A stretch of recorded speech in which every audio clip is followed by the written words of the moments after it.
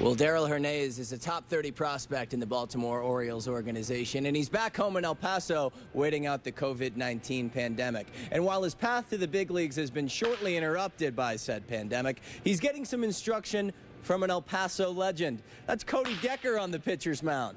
A year ago around this time, America's high school grad Darrell Hernaiz was signing his pro baseball contract with the Baltimore Orioles. Fast forward to today, Hernaiz is turning not only heads around El Paso, but on the national radar as a top prospect. I wasn't really proved coming out of El Paso. Everybody just kind of knew like a little bit about me.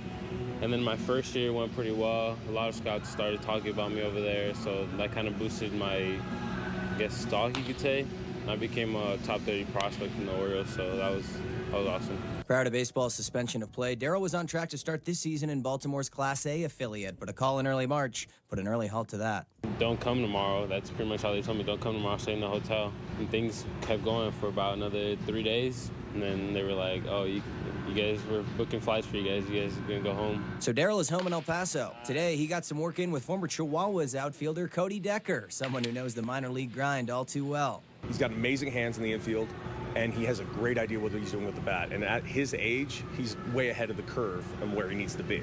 At 18, Darrell's barely old enough to vote, so Decker's greatest advice is on a part of a game you can't see.